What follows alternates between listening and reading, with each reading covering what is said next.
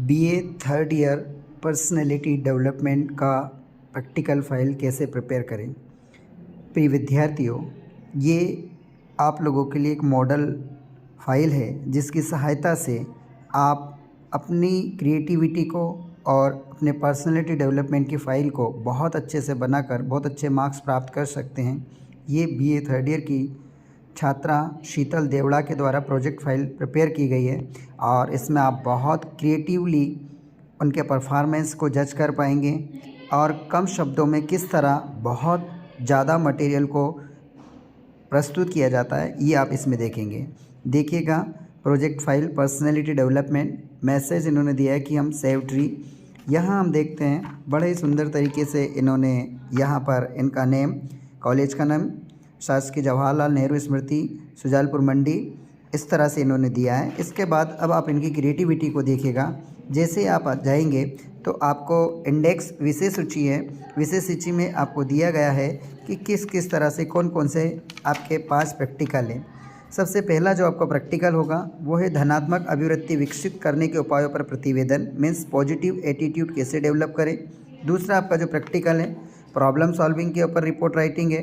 तीसरा है social media management के ऊपर है और चौथा है हाउ टू ग्रूम पर्सनैलिटी, व्यक्तित्व को कैसे आकर्षक बनाएं और अब व्यक्तित्व का मूल्यांकन कैसे करें। इस तरह आपको ये जो विशेष सूची है वो इन्होंने इस तरह से बनाई है। आप जैसे ही इससे आगे बढ़ते हैं विशेष सूची के बाद तो बहुत ही क्रिएटिवली इन्होंने इस तरह से एक डायग्राम को डिज़ाइन किया है। अभी इसमें इनको वर्क करना बाकी है।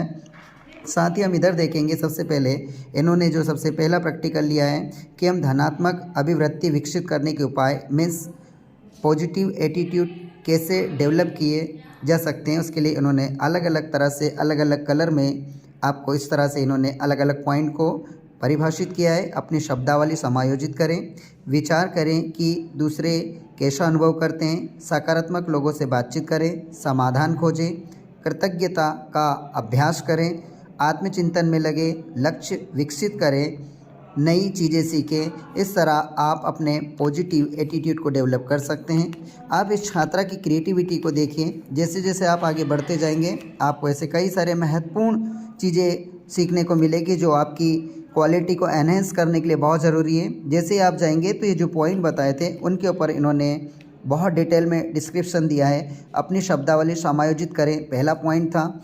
दूसरा, विचार करें कि दूसरे कैसा अनुभव करते हैं। इस तरह इन्होंने अलग अलग समाधान खोजें, शिकायत करने की अपेक्षा समस्या के संभावित समाधान पर विचार करें, अधिक बार मुस्कुराएं और इन्होंने अलग अलग तरह से बहुत से ऐसे पॉइंट्स लिखे हैं जिसकी सहायता से आप अपने पॉजिटिव एटीट्यूड को डेवलप कर सकते हैं जो कि आपके व्यक्तित्व में निखार लाएंगे और इनकी सहायता से आप एक प्रभावशाली व्यक्तित्व का निर्माण कर सकते हैं। अपनी पर्सनैलिटी को इन्फ्लुएंसिव बना सकते हैं जो कि आपके लिए और समाज दोनों के लिए बहुत ही फ़ायदेमंद होगी।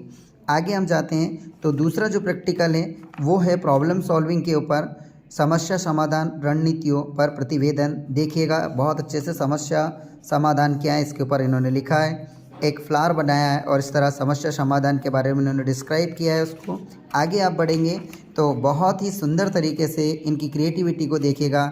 इन्होंने कुछ पॉइंट्स लिखे हैं कि समस्या की खोज सबसे पहला। अब आप जैसे इसको पुल करेंगे, उन्होंने बहुत अच्छे से ये एक सिग्नल, एक साइन भी दिया है कि आप इसको पुल करेंगे तो ये दूसरा जो है आपका इस तरह से खिलता जाएगा।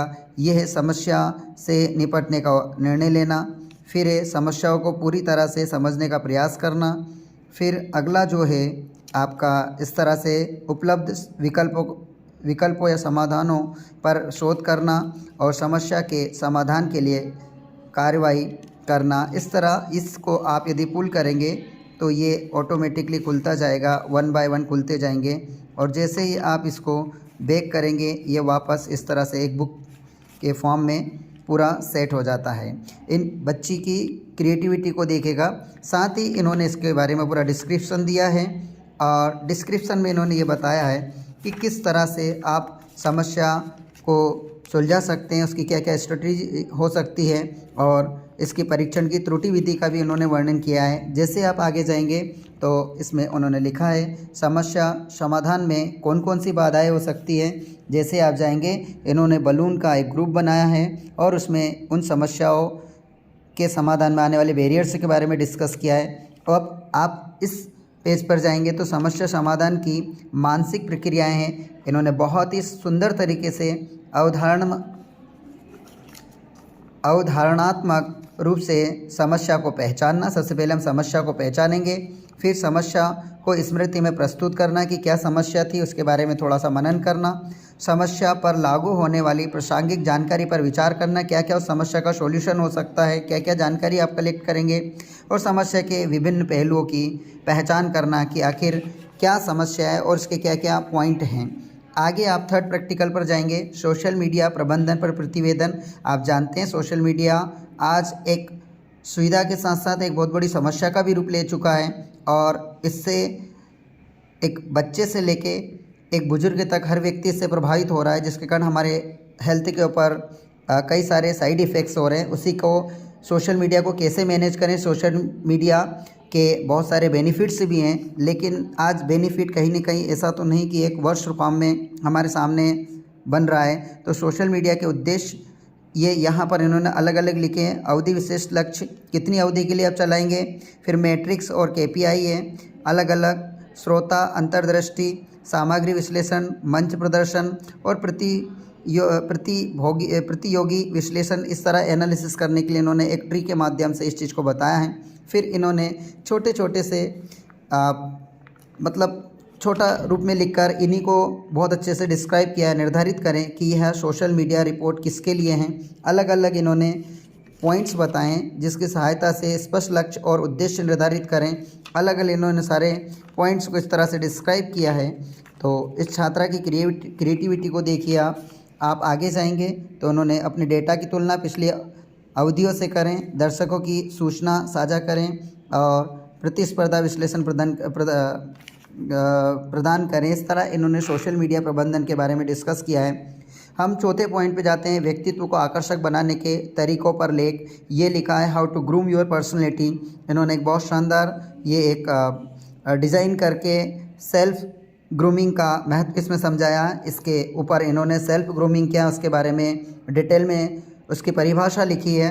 देखिएगा आप, जैसे ही आप इसको खोलेंगे तो एक बुक फॉर्म में, छोटे बुक फॉर्म में आपको प्राकृतिक क्षमताओं का विकास करता है, क्या पर्सनल डेवलपमेंट का इम्पोर्टेंस ये बहुत अच्छे से बताया। संबंध स्थापित करता है, आपको अधिक उत्पादक बनाता है कि प्रोडक्टिविटी को बढ़ाता है, आपको प्रतिस्पर्धियों से अलग बनाता है, आप किस तरह कॉम्पिटिटर्स में बेहतरीन अलग अपना व्यक्तित्व बनाएंगे और आपकी यूएसपी के दम पे आप अपने आप को एक अलग व्यक्तित्व के रूप में लोगों के सामने प्रदर्शित करेंगे। अतिरिक्त आत्मविश्वास अनुभव करें, आपके कॉन्फिडेंस को बढ़ाता है। इस आत्मसम्मान की भावना जागृत करें, सेल्फ एस्टीम को आपकी बढ़ाएगा। शारीरिक आकर्षण आपके बॉडी लैंग्वेज को इम्प्रूव करता है। इस तरह इन्होंने अधिक परिपक्व देखें, अलग अलग पॉइंट्स इन्होंने सोचने का तरीका बदल देता है, आपकी थिंकिंग है उसको ये चेंज करता है। और इस तरह इन्होंने इसके ऊपर एक शानदार एक बुक, स्मॉल बुक के फॉर्मेट में इम्पोर्टेंस ऑफ पर्सनैलिटी को बताया है। आगे हम जाएंगे तो यहाँ पर इन्होंने एक मैसेज भी दिया है कि हम पानी को सेव करें। और आगे बढ़ते हैं तो इन्होंने जो 5th नंबर का प्रैक्टिकल है, प्रक्षेपी परीक्षणों द्वारा व्यक्तित्व मूल्यांकन, कि हम अपनी पर्सनैलिटी को कैसे मेजर कर सकते हैं, उसके लिए कौन कौन से टेस्ट होते हैं, उसके बारे में इन्होंने डिटेल में जानकारी दी है। अब इस प्रोजेक्ट पर काम कर रहा है, लेकिन इस बच्ची ने जो क्रिएटिविटी दिखाई है, बाकी के बच्चे भी इस तरह क्रिएटिव वर्क यदि करते हैं तो उनको नंबर भी अच्छे मिलेंगे, साथ ही साथ आपकी क्रिएटिविटी की तारीफ भी होगी, आपका कॉन्फिडेंस बिल्डअप होगा और इस तरह आप अपनी क्षमता, अपनी योग्यता दोनों का प्रदर्शन करेंगे। तो निश्चित तौर पे हमें भी गर्व होगा, आपको भी महसूस होगा और इस तरह आप अपने आप को एक बेहतरीन व्यक्तित्व